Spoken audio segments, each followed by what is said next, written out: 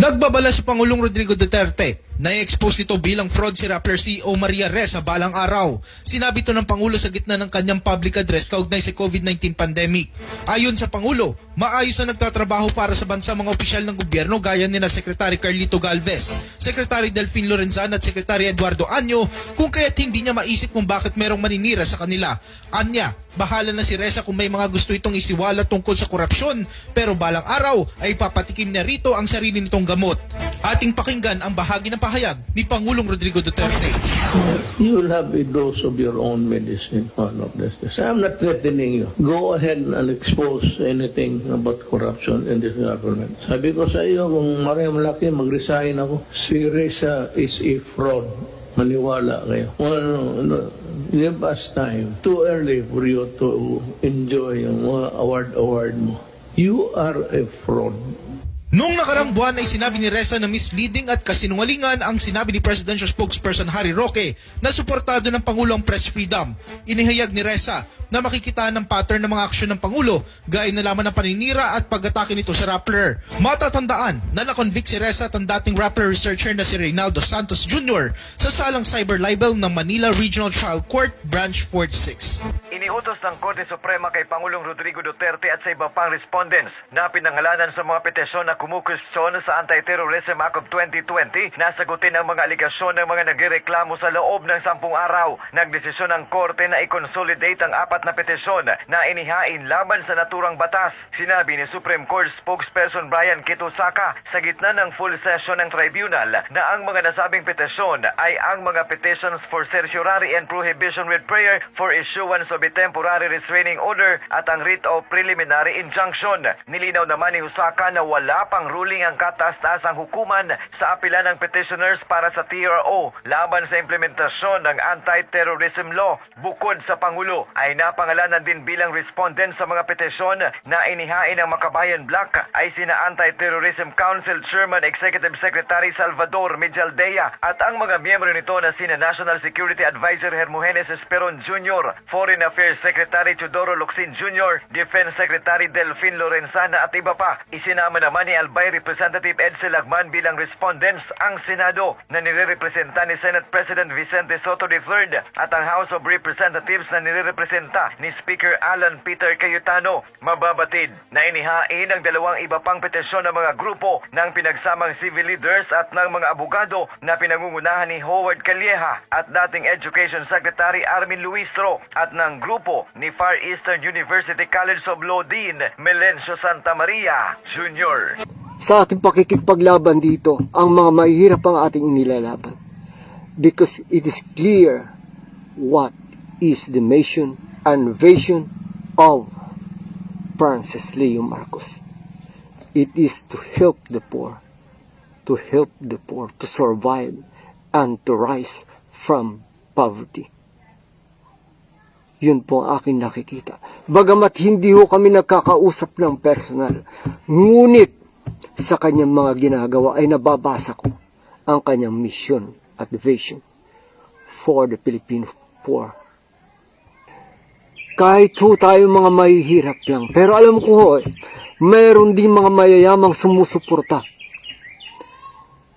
kay Francis sapagkat sila ay nakikisimpatya sa kalagayan ng mga mahihirap. Wala ho tayong makikitang leader ngayon na katulad ni Francis.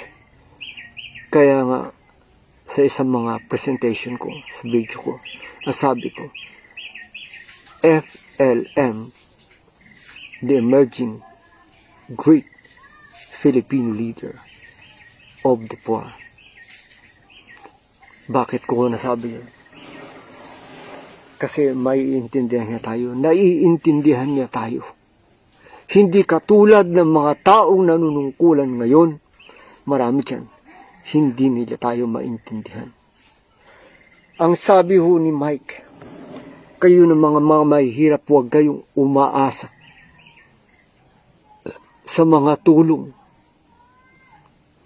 Para bang pinalalabas niyang ang mga mahihirap ay mga tamad. Malungkot pong isipin. Katulad din po sila ng mga Kastila noon Sinasabi ng mga Pilipino ay mga tamad.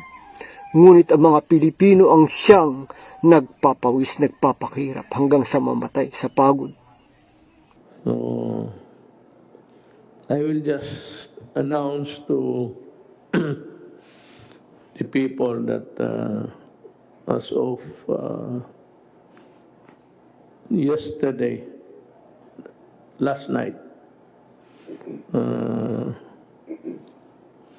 there were 34,178 total number of active cases sa COVID. Ang total number of cases, whether active or not, is 47,873. As of July, there were fresh cases of 993, and yung sa already released because of a negative finding is 547. Cases reported as of last night was 1,540. Ang maganda naman dito, yung recoveries natin, actually reported as of last night, was 12,383. Ang patay natin is, we compared to those who recovered, it's quite small, 1,309 ang patay. Now, let me stress that whether we open a modified lockdown or we totally open it in wild abandon, kagaya ng Amerika pati Brazil, ang mga presidente doon medyo matatapang. Baka may pera, ito si Bolisuro.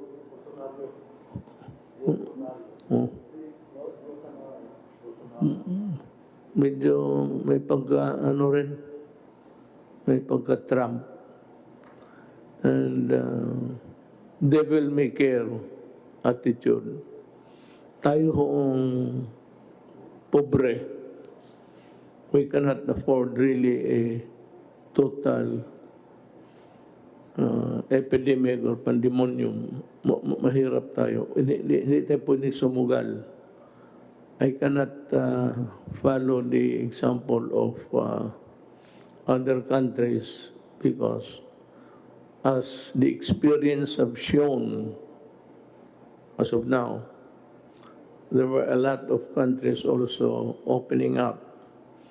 And first was Japan, then Korea, followed by China and the United States. Now, what really happened in these countries was that although they opened their economy for money to come into the government coffers, ang nangyari is there was a spike. They will have a problem of almost a relapse. Parang relapse in the totality of the number. Iyon ang mahirap. Now, we do not even know if the number of 34,178 of active cases is still a part of the first wave, or have we arrived at the second wave? I don't think so. We are still grappling with the first wave. So, mga kababayan ko, ginusto ko man, ako mismo personal, gusto ko nang lumabas. Ayaw ko nang magpapigil. Kung gusto ko nga, magkipag-away na ako. Ang problema is, yun ang gusto ko. Pero ang gusto ko, hindi makapabuti sa ating lahat. And that is true for your choice and my choice. And so we have to be very circumspect in the opening of the economy. Dahan-dahan lang. And if ever there is going to be a spike again, baka marami ang infected or reinfected, at least yung calibrated numbers of people we allow to go out would be still within manageable numbers. Because if we open the entire Philippines and thousands upon thousands of new cases would happen, then we are in deep shit. Talagang mahirapan tayo. Una-una, wala tayong pera. Well, of course, sabi ng mga doktor ngayon, ventilators, yung paggamit niyan is the last option of a person sick with COVID. So there are still many things that can be done. Our doctors have, in the Philippines, have, innovated some sort of just meeting the crisis halfway. Some have resorted to melatonin, others have, pero yung quinine ay talagang, this was debunked by experts all over the world. It's not really for the use of COVID-19. Now, you want to know the places which have been declared modified or there's been a change. But this is a very dynamic thing. It can change every day depending on the numbers. And of course, upon the assessment of our health authorities. So I'll give the floor to Secretary Doggett to enumerate to you the places that have been modified total noon. Ngayon, makalabas kayo, and who are the sectors of society who would be allowed a little bit of a leeway, an elbow room to move. Hindi lahat ito. Sabi ko nga, I'm sorry but I cannot really, kumbaga, bitawan ko kayo. I will remove the leash yung tali. Pakulaan na kayo kasi hindi ko kaya ang the resultant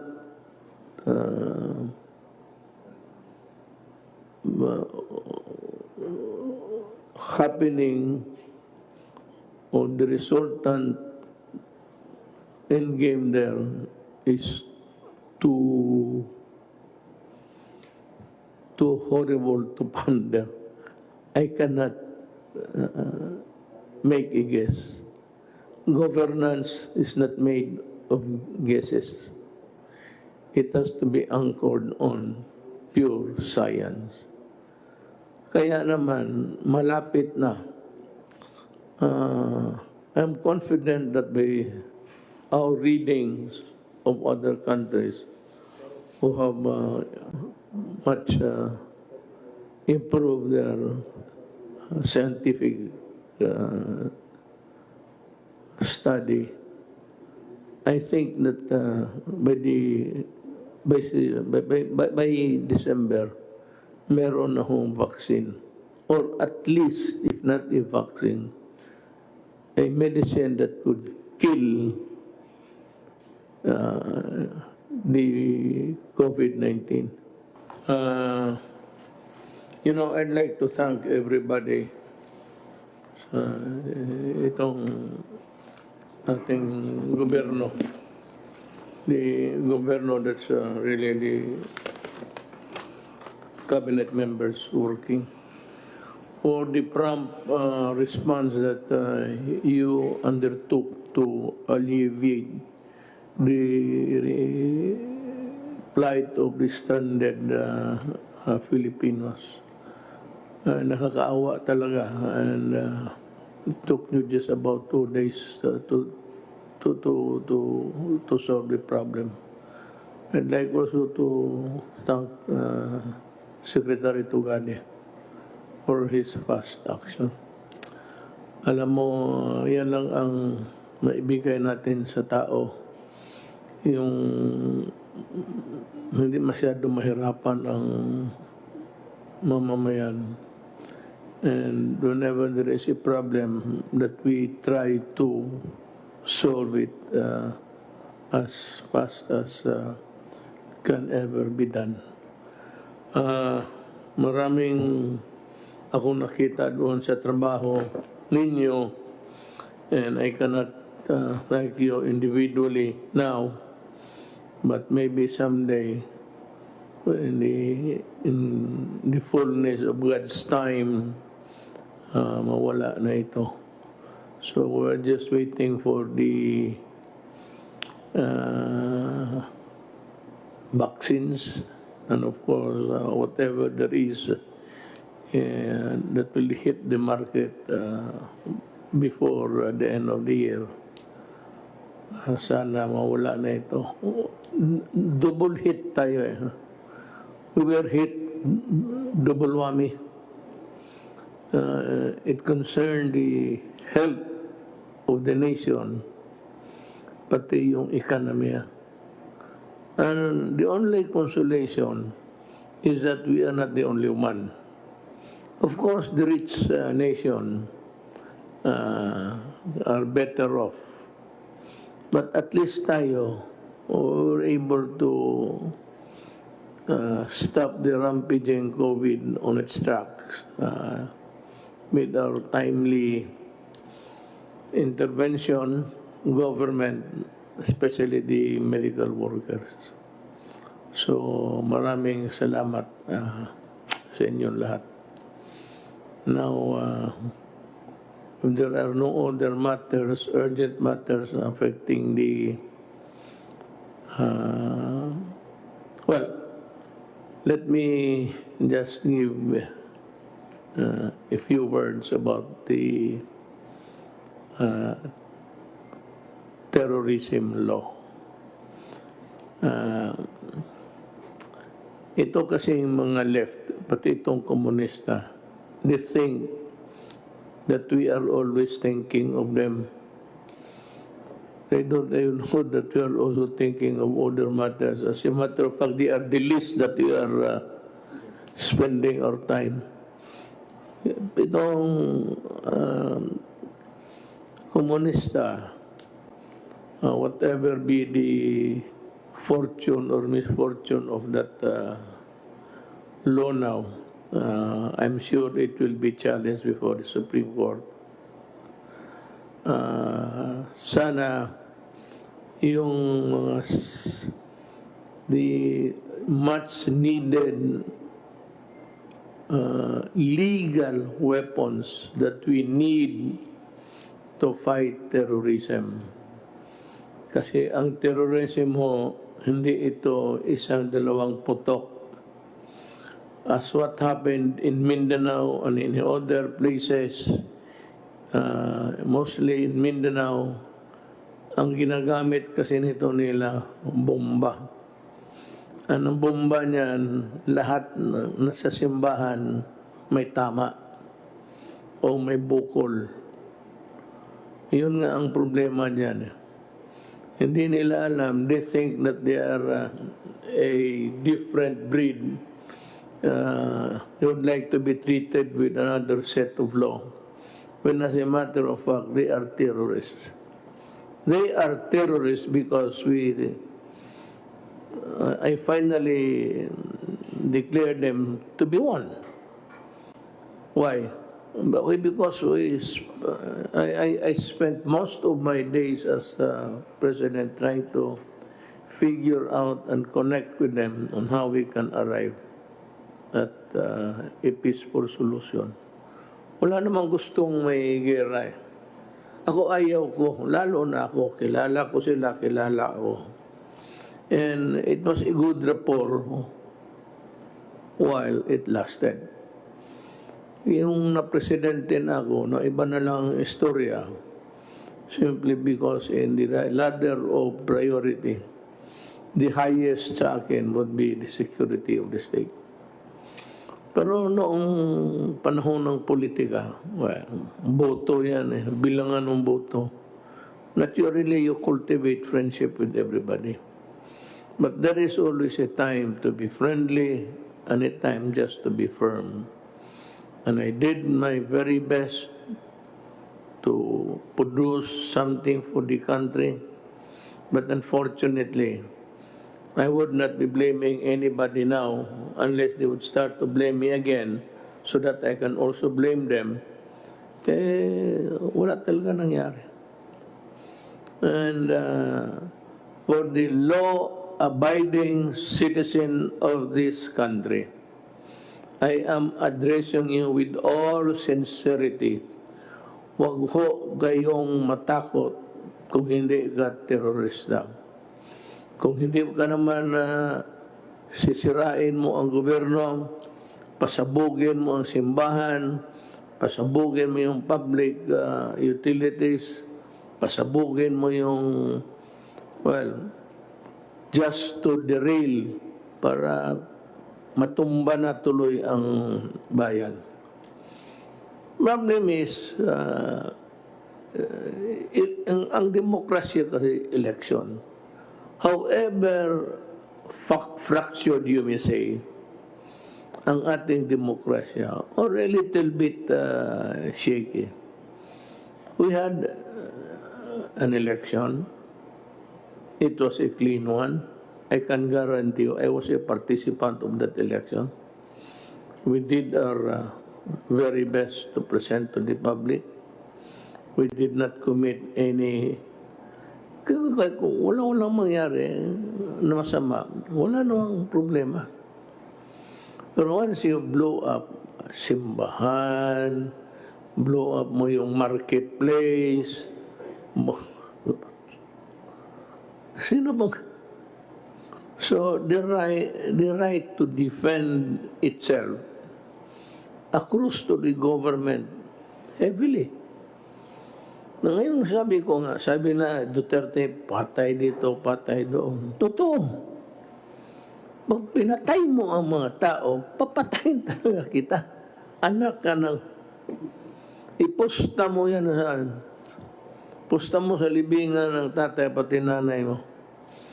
If you do that to the people, if you kill them wantonly, then I will take it as a right to kill you. Ano ba may problema rin yung kill? Ngayon, kung magsulat ka lang dyan, kung ano-anong pinagsusulat ninyo all those years, I never filed the case. Even during the mayor, wala, hindi ako demanda. I just take it as, because that is what my father said. And it was succinctly uttered once by General Lorenzano when he was still active. Dito sa gobyerno, pilde ang maglagot. Kaya yan, kung magbasa ka, kaya hindi ako nagabasa ng mahusay magsulat. Para sa akin, bugok ka. Hindi ako nagabasa. I do not read yung sa briefer nito meron sa article about mga rapper. Skip ko yan. I do not.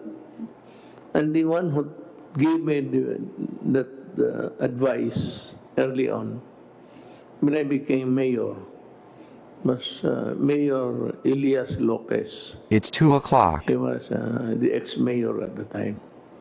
He said, I'll give you one good advice and remember this until you die as a politician.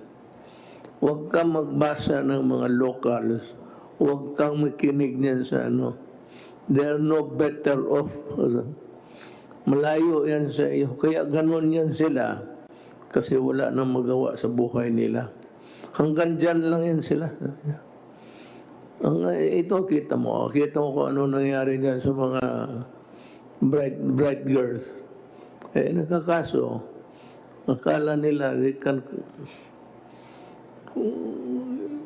violate the law in wild abandon. Hanggang dyan lang yan. Totoo nga. Kaya ako hindi ko tanong. Ayaw ko. Kaya wala akong sinabi na, basa mo ba yung ano, ako, maganda hindi. Kung hindi maganda para sa akin, wag na. You're wasting your time. Hindi na kaya bilhin. Matanda na eh. Alam mo bakit? Bigyan mo ako ng ilan? Isang truck na pera? Anong gawain ko sa pera? Sige nga. Sa tanda ko, I hate to travel. You travel, you get COVID. Kaya akong ba rin mga koleksyon, mga rare, antique, gano'n. Pero yung military hardware, wala ako. Hindi ako mahilig ng yung mga hobby-hobby lang. Travel, I cannot travel anymore. Totoo yan. Wala na yan sa amin.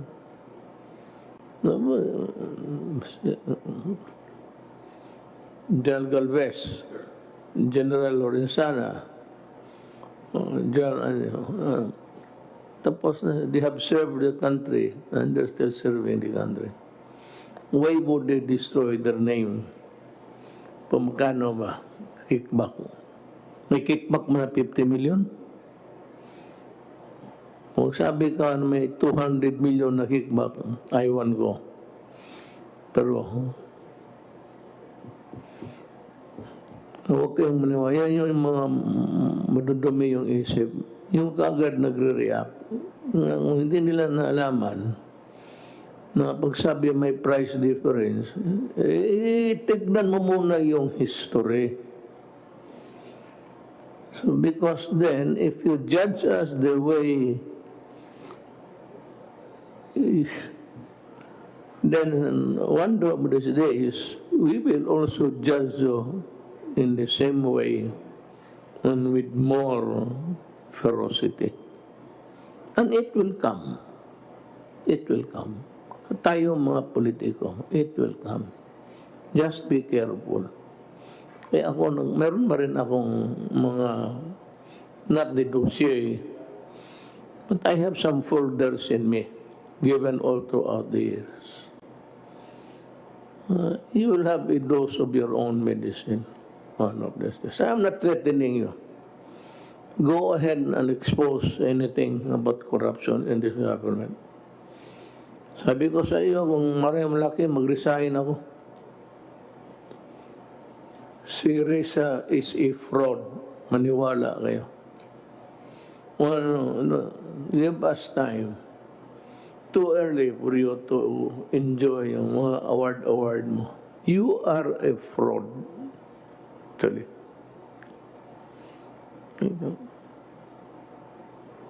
We are just compiling at this stage. And someday, in bold letters, we will show your incongruity.